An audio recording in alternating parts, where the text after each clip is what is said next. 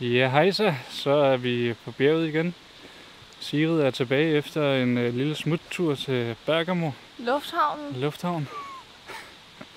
Fordi det blev lige lidt for meget der til sidst. Ja. Så, men nu er vi back on track. Nu er vi forenet igen og er på vej op ad et bjerg her i Schweiz. Og det bliver spændende at komme op der. Ja. Og så skal vi have lavet noget bål, fordi vi har pasta og bønner og flere bønner og tomat. Så der kommer lige en opdatering, når vi kommer lidt deroppe af. Og man kan ikke se vandfaldet. Hvis I kan høre det, så er der et vandfald i nærheden. Det er sgu meget hyggeligt at gå her. Hvad er klokken, Sigrid? Den er 9:58. Den er næsten 10. Og på skiltet dernede stod der, at det ville tage 2 timer og 25 minutter til toppen. Så vi må se. Vi tager det stille og roligt. Vi kan bare se det herovre. Kan man se vandfaldet? Ja. Hvorhenne? Lige herfra. Nej, hvor sindssygt. Skal jeg lige prøve at zoome ind. Så her er vandfaldet. Dejligt at gå i lyden. Er det? Et vandfald. Ja. Skøn natur. Og så går vi op ad stien her over floden. Let's go.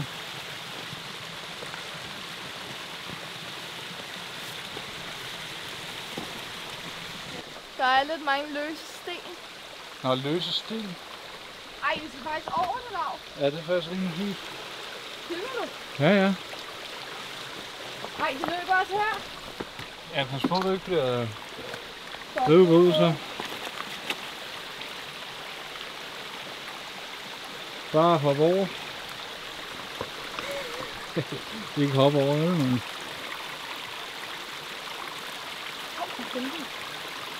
Au! Så fik jeg lige sådan en her. Ej, var det en tornebusk, det der? Det er sådan en tornebusk. Tror du ikke, det er her ham August har gået? Outdoor Clincher. Hvilket slipperen der?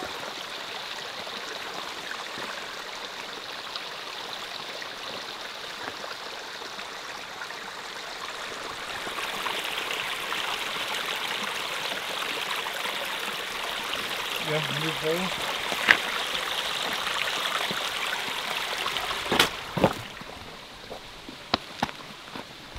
Og der er sgu ikke nogen ledige hænder her.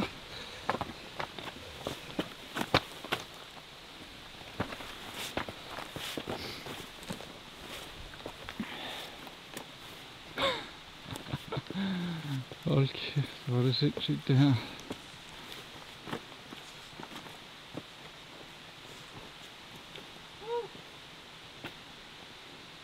Jeg håber, der er god udsigt i morgen. Ja. Udsigt her over søen. Vi går her i under den smukkeste stjernehimmel. Og som hvad hedder byen, Sigrid? Capolago, dernede hvor vi startede. Og hvor lang tid har vi vandret? Ej, vi har startet på ruten her for cirka en halv time siden. Og den her er kun en halv time. Men flotte udsigter, man ser selv her i mørket.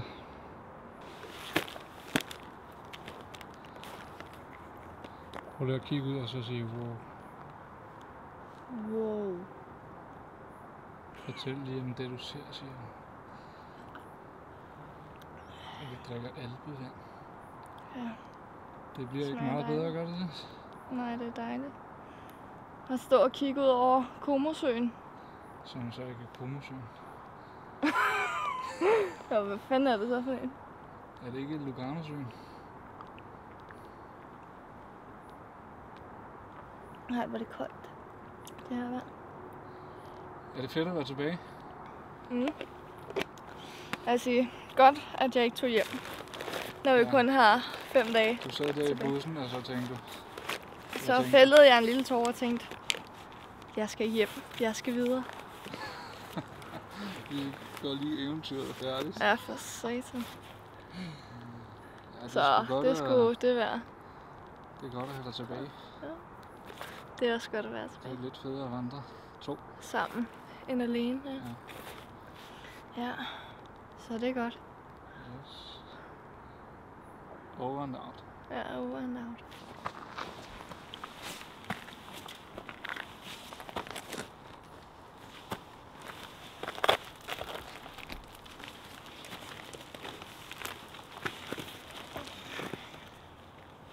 Skal jeg lige tage nogle af poserne der? Nej, det er fint.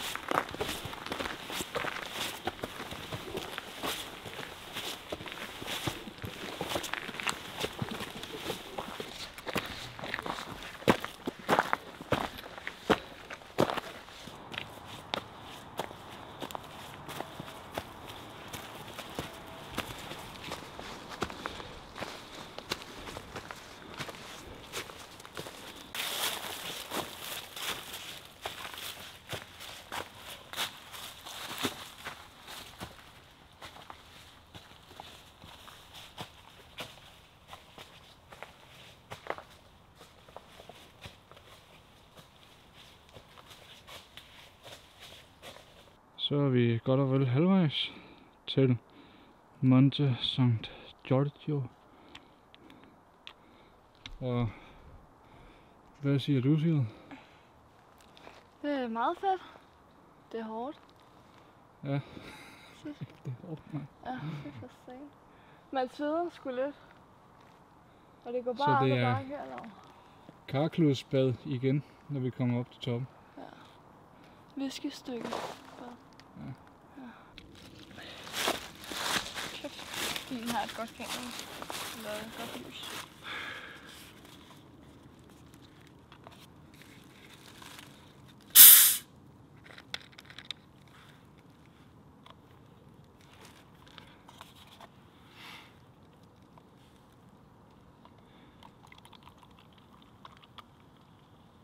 Tak. Op i hovedet, mand. Så er vi lige i gang med en pause her. Ja. Vi skal have lidt Cola. cola. Skål. Skål.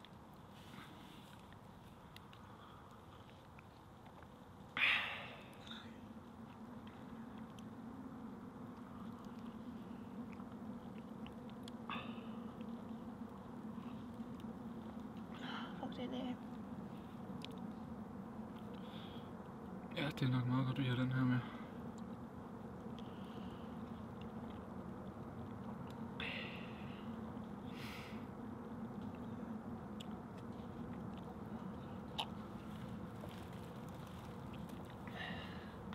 Her, tag lige flasken.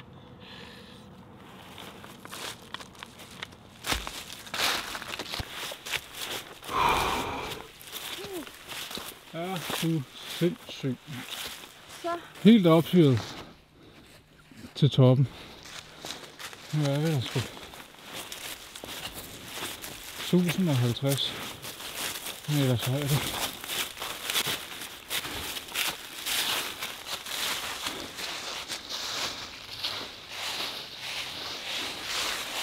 Sådan, Sigrid.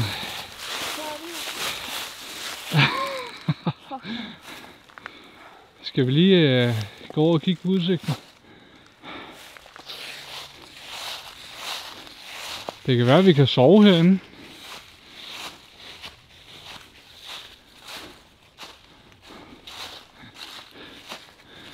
Hvordan har du det? det var fandme hårdt. Men det er dejligt at være oppe nu. Og var det værd at komme tilbage? Ja. Der er sgu ikke noget bedre end den her følelse. Og nu kan vi sidde her. Så. Hej, hvor er det sindssygt det her, mand. Jamen, det er jo helt vanvittigt. Hold da kæft. Nej, hvor er det sindssygt. Det er jo ligesom at være i et fly.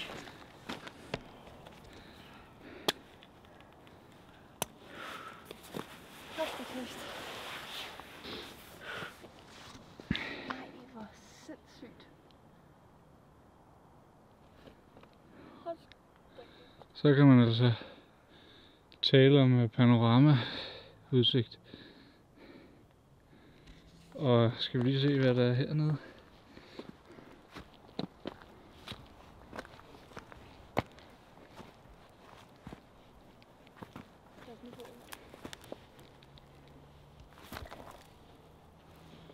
Ja, skal man nok ikke lige falde ned. Venter lige om, siger du. Hold kæft. Er jeg bare helt drivvåd? Ja, det er du godt nok. Både i røven og... I hvert fald på ryggen og lænden. Nå, skal vi lige se, om vi kan få de der stjerner frem. Ej, hvor er det sindssygt. Så gør vi lige sådan her.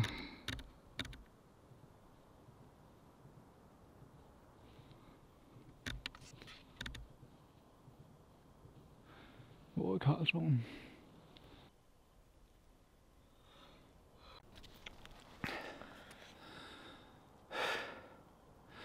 Hold da kæft. Det er sgu noget af det vildeste, jeg nogensinde har prøvet det her. Ja, også mig. Tak fordi du kom tilbage, siger du. Ja. Og undskyld til Christian derhjemme, der havde fået helt andre forventninger. Men altså, det her, det er sgu for vildt at opleve. Ja, og nu skal vi lige lave bål og have noget at spise. Og i bad. Og så skal vi have et dejligt varmt karkludes bad. Så... Og jeg starter. Ja. Nu skal vi ud og finde noget brænde. Og så kan vi lave bål. Det var da godt, vi gik helt til toppen, hva'?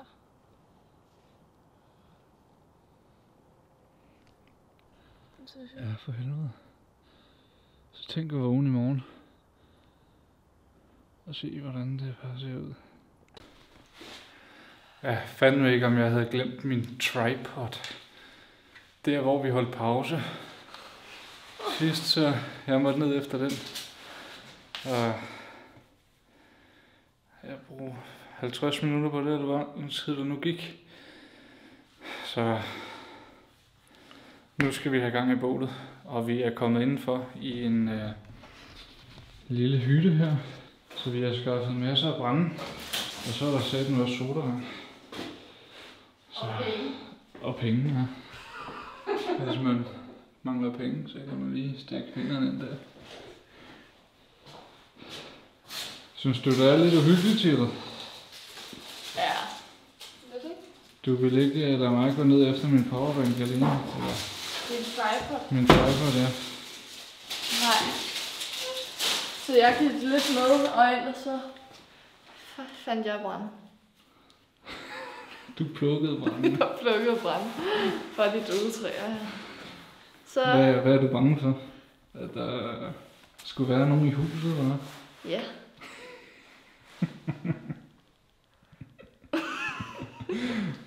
Der er altid et eller andet ukendt i mørket. Vi går sgu i gang med at lave bål nu. Ja, ses. Så langt, så godt. Sivet er godt i gang med at knække.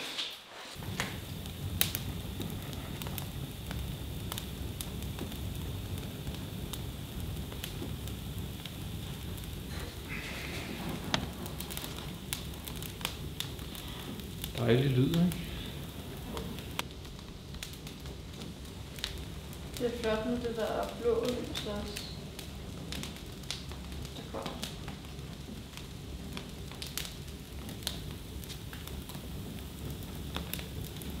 Og det er vandret. Goddag og velkommen i køkkenet. I dag skal vi lave rigtig lækker mad på bålet her. Og til det skal vi bruge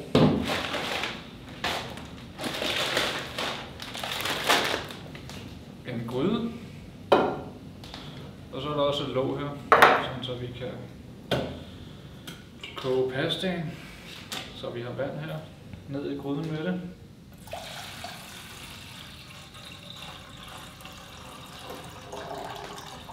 Sådan. Så har vi konditvand tilbage til. Ja.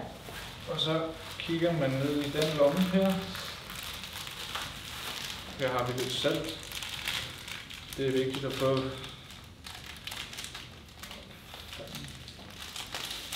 Det er vigtigt at få salt, når man går og vandrer her, fordi vi sveder helt vildt, selvom det ikke er så varmt. Så derfor er det vigtigt at få fyldt salt tilbage i kroppen.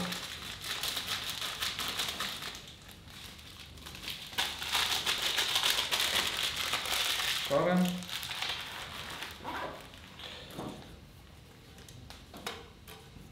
Så skal man lige åbne de her to op. På med låget.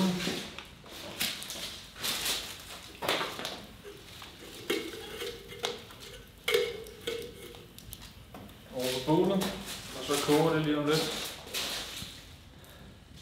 Kan man overhovedet se mig nu? Ikke så meget.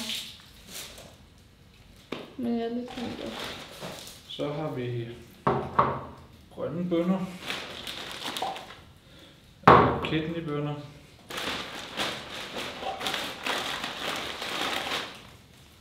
Og tomatsauce. Så vi vender tilbage, når vandet det koger.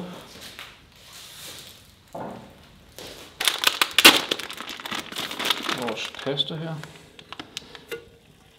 Og vandet det koger. Så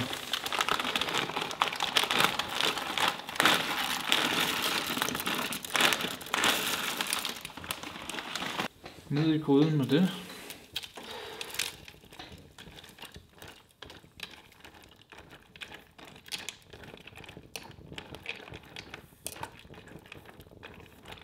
Prøv at løfte kameraet lidt op, så man bedre kan se pastaen.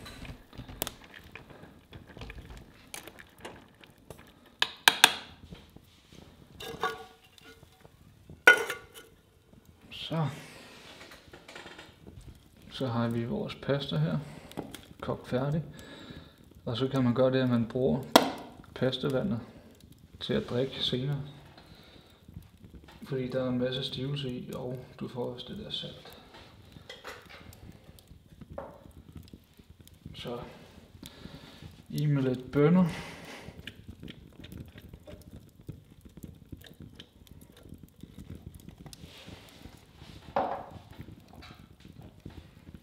Lidt flere bønner.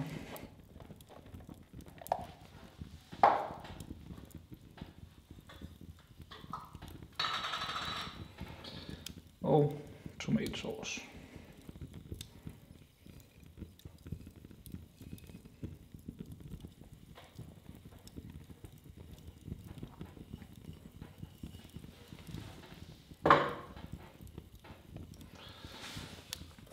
Så er det ellers bare at røre rundt.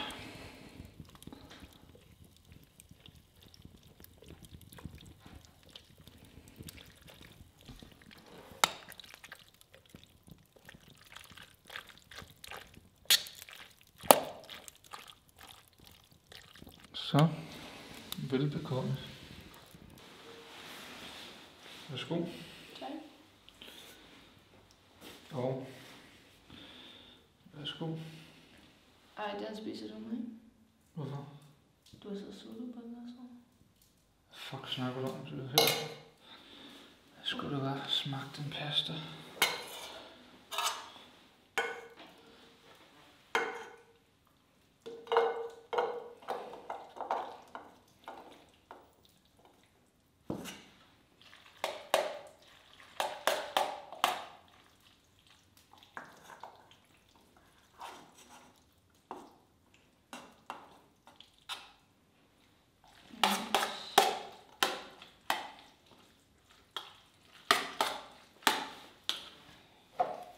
Har jeg fået mange flere bønner end dig?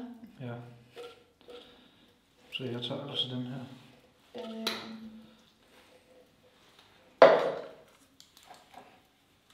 ja, jeg vil også gerne. Ja. Yes.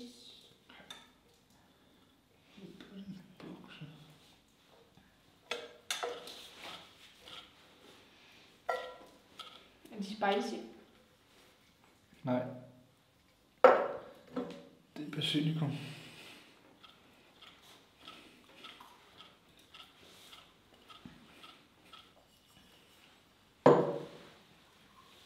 Man skal vel ikke næsten have noget brænde på gulvet? Du har aldrig kommet brænde på. Ja, jeg ved ikke rigtig, hvad det er derovre.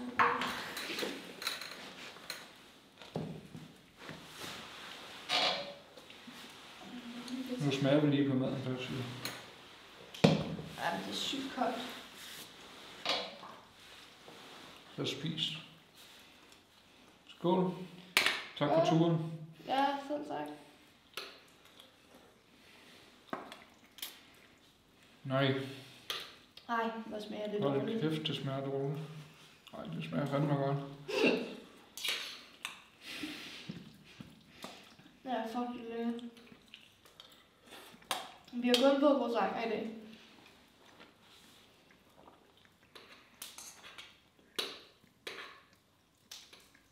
Nej, prøv lige at se, hvor meget røg du laver nu, siger du. For helvede, mand.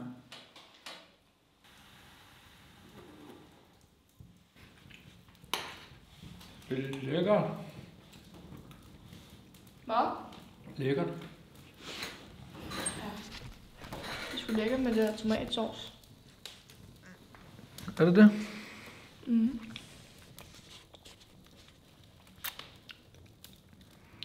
Nice.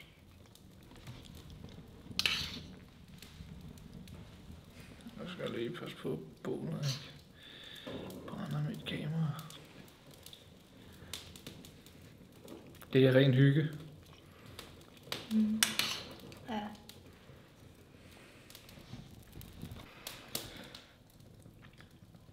Nå. Nej, nu er det... Nu gider jeg sgu ikke sige det, fordi nu er det på kamera. Men jeg sagde 3 år der, ikke?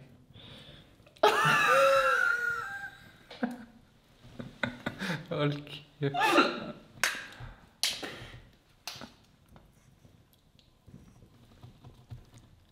Jeg elsker dig.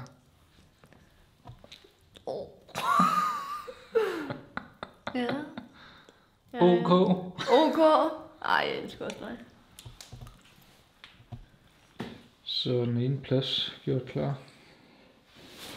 Og sivet er i gang med at tørre. Og det er jeg sådan set også. Skal vi lige sige godnat til jer? Godnat. Jeg sover godt. Og nu er klokken også 2:46. Godnat. Ja, godnat.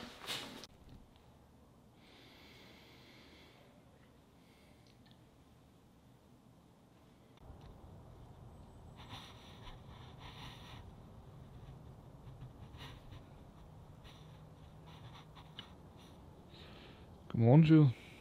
Godmorgen. Har du sovet godt? Ja. Det har været lidt koldt, synes jeg. Nå, hvorfor sagde du ikke det? Så kunne du da have fået lidt af min sovepose. Men det var fint. Jeg har sgu sovet meget godt stadig. Nå, så er godt. Jeg drømte, at vi fandt flere millioner euro, der var sådan låst væk i et hemmeligt skab. Og vi skulle bruge forskellige nøglekombinationer for at finde ind til dem. Random. Og så kom vi ind og fandt dem. Nej, hvor sindssygt. Det kan være, der er 100 millioner der. Det var nok på grund af det der.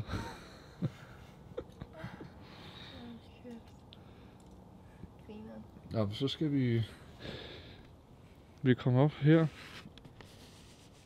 fra i går. Så skal vi lige vende rundt her. Nu skal vi så ned den vej. Og vi kan lige gå over og se udsigten.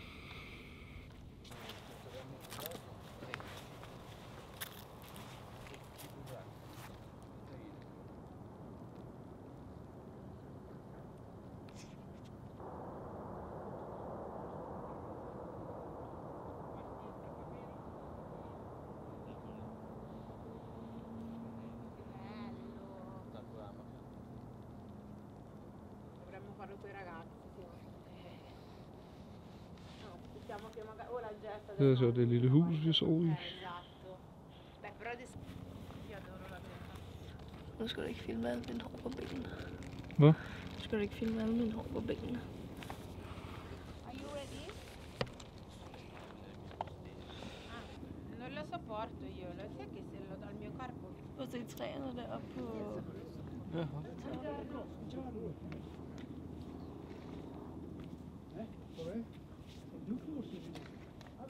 Ci sei io?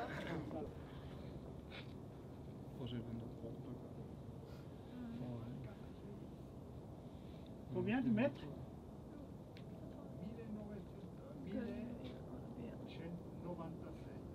Ah, qui sì. Metti lì sul coso che... Nu, Ci mettiamo assieme, dai. nu vil Lav lige vise, hvordan han sætter dronen op, så I kan se, hvilke smukke omgivelser vi er i. Vi har dronen her. Fjernbetjening med telefonen, som jeg bruger til at styre. Og nu skal vi lige se om... Can you take a picture of us? Yes, I can take a picture. Det må du gerne lige filme.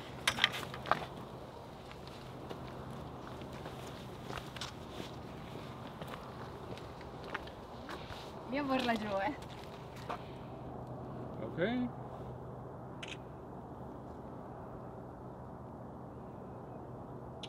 Let's go here. Nej, det. Okay.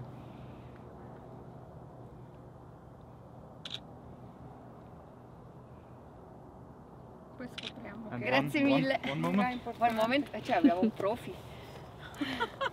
Fotografo professionista.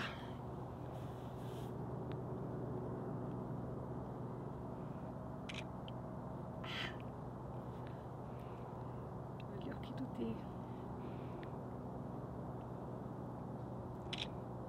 Okay. Grazie mille.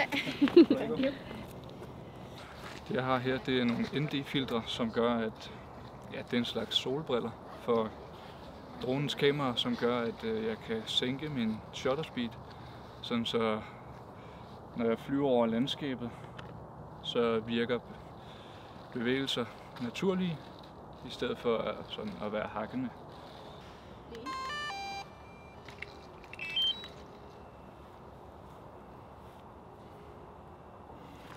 Lad os få sendt den op.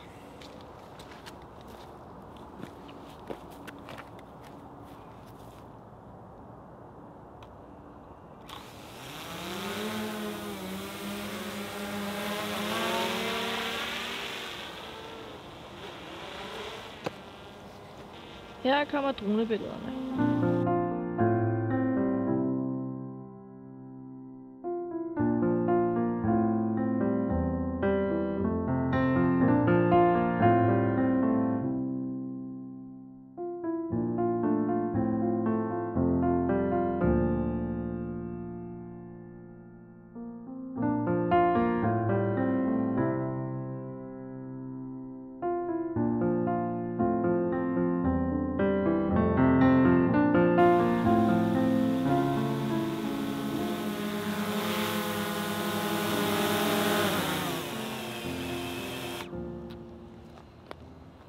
Så har vi vores pastavand fra i går, som vi havde troet, vi skulle drikke.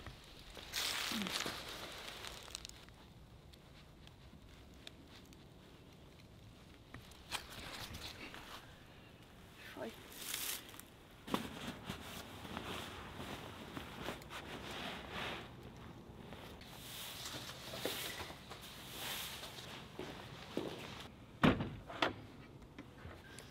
Så.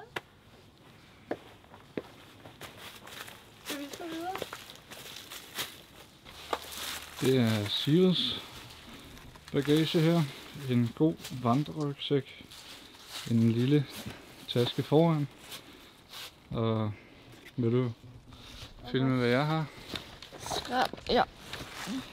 Jeg har min kamerataske, som så også har en indertaske. Og posen her. Så nu er vi klar til at gå ned mod Merete. Let's go!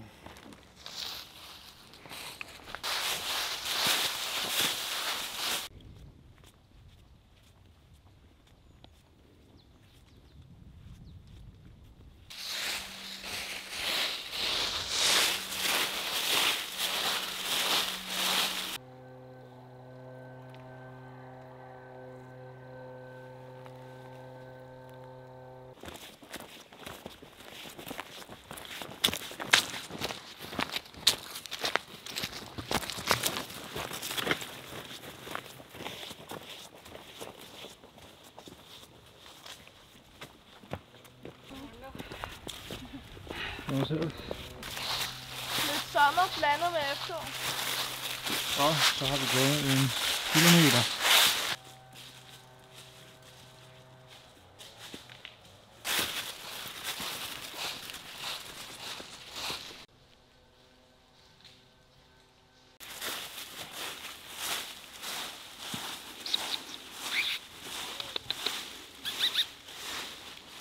Hvordan har benene det? Fint. Du er ikke ondt?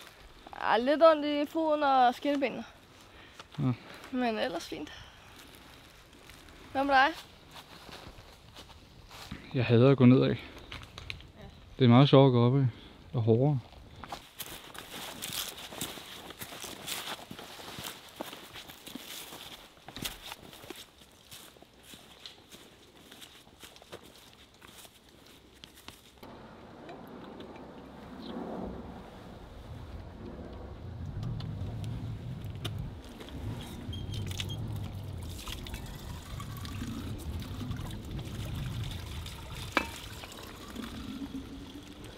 Det er sgu dejligt.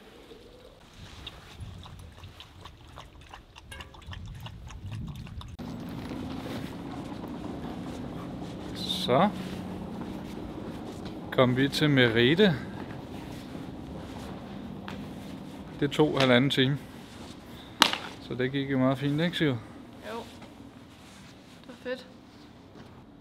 Nu vil vi takke af for i dag. Vi skal ned og have noget at spise og have opladt vores ting, så vi kan komme videre til den næste bjergtop. Tak. Og farvel. Vi ses.